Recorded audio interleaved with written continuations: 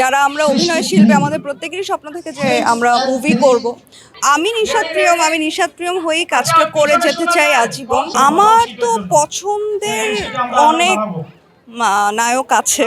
যদি বলি যে আসলে আমি তো তুলনামূলকভাবে কাজ একটু কম করি, কিন্তু যে কাজগুলো করছি আশা করছি ভালো হবে। কারণ কিছু সিরিজের কাজ করলাম, ফিকশনের কাজ করলাম, সামনে তো ঈদ, তো এই কাজগুলো রিলিজের অপেক্ষায় আছি।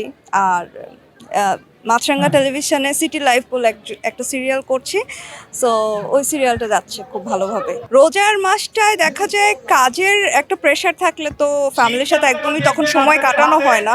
তখন তো দেখা যায় আমরা টানা শুটিংয়েই থাকি। তো শুটিং আমার একটা জিনিস খুবই ভালো লাগে, সেটা হচ্ছে যখন আজান পড়ার সময়টা হয়, সবাই একসাথে কাজ টাজ রেখে আমরা সবাই একসাথে ইফতার করি। তো এটা আমি খুব এনজয় করি এই জিনিসটা। এবং ঈদের তো ঈদ আসবে, সেটার তো একটা উত্তেজনা কাজ করে। আর রোজার মাসে যখন বাসায় থাকে ডেফিনেটলি মায়ের সাথে ইফতার করি। আমার তো পছন্দের অনেক নায়ক আছে।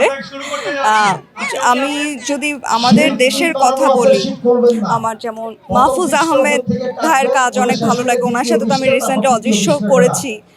মোশাররফ ভাইয়ের সাথে কাজ করতে ভালো লাগে, আমার নিশো ভাইয়ের সাথে কাজ করতে ভালো লাগে। আমার ওনাদেরকে আসলে আমার খুব পছন্দ।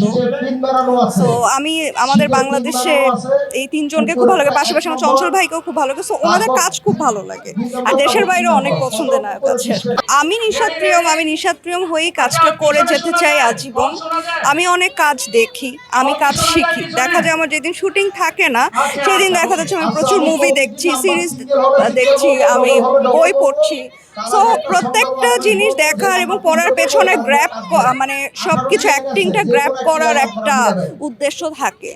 আর পাশাপাশি যখন আমি সিনিয়রদের সাথে কাজ করছি, দেখা যাচ্ছে যে আমি ওনাদের থেকে অনেক শিখেছি। এটা সত্যি কথা, আই এম সো লাকি যে এখনো অবধি আমি সব সিনিয়রদের সাথে কাজ করার আমার সুযোগ হয়েছে এবং ওনাদের থেকে আমি অনেক কিছু শিখি। যারা আমরা অভিনয় শিল্পী আমাদের প্রত্যেকেরই স্বপ্ন থাকে যে আমরা মুভি করব। তো সেই একটা সুন্দর একটা স্ক্রিপ্টের অপেক্ষা আছি, যেই স্ক্রিপ্টটা পড়ে আমার মনে হবে যে হ্যাঁ আমি মুভিটা করতে চাই। প্রস্তাব তো এসছে, কিন্তু যেটা বলছি যে স্ক্রিপ্টের মানে খুব সুন্দর একটা গল্পের অপেক্ষায় আছি, যে গল্পটা পড়ে আমার মনে হবে যে এই মুভিটা আমি করতে চাই। তো সেই অপেক্ষাটা যেদিন শেষ হবে, এরকম একটা স্ক্রিপ্ট যদি আমি পাই তো ডেফিনেটলি আমি করব। নায়িকা সংকট কেন? আমি তো দেখছি না নায়িকা সংকট, কারণ আমি দেখছি যে সবাই অনেক ভালো কাজ করছে। শুরু থেকে এখন অবধি যারা নতুন তারা তো বেশ ভালো কাজ করছে, আমাদের যারা অনেক জুনিয়র সুন্দর সুন্দর কাজ করছে ফিকশনে কাজ, তাদেরকে দেখছি, অনেক নতুনদেরকে মুভিতে দেখছি, ভালো ভালো মুভিতে। তো আমার তো মনে হচ্ছে না যে নায়িকা সংকট। আমার তো মনে হচ্ছে যারা ভালো কাজ করে, ভালো অ্যাক্টিং করে, ভালো পারফর্মার, তারা তো সুযোগ পাচ্ছে। নিজের উপর সব কিছু, মানে আমি নিজেকে আসলে কোথায় দেখতে চাই, আমার প্ল্যানিংটা, আমার চেষ্টাটা, পরিশ্রমটা, সেটা খুব ইম্পর্টেন্ট।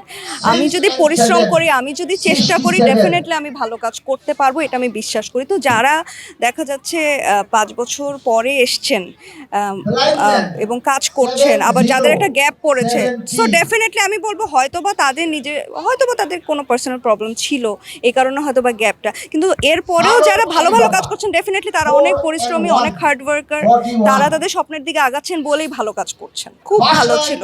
আমার প্রথম নাটকের ডিরেক্টর ছিলেন রম্য খান, সেখানে আমার কো অ্যাক্টর ছিলেন ইরেশ জাকের ভাই। সো আমার প্রথম নাটকটা আমার কাছে সত্যি আর কি আমার খুব পছন্দের একটা কাজ। এবং তার আগে তো আমার আসলে শুরু হয়েছিল ইন্ডাস্ট্রির যাত্রাটা টিভিসি দিয়ে। আমি অঙ্কুর ভাইয়ের কালের কণ্ঠ টিভিসির মাধ্যমে এই ইন্ডাস্ট্রির যাত্রা শুরু করি।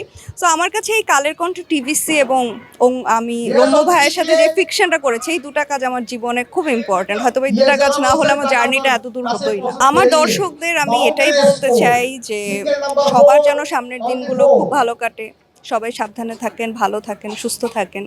পাশাপাশি আমাকে ভালোবাসবেন, যেন দোয়া করবেন যেন আমি আরো ভালো ভালো কাজ আপনাদের উপহার দিতে পারি।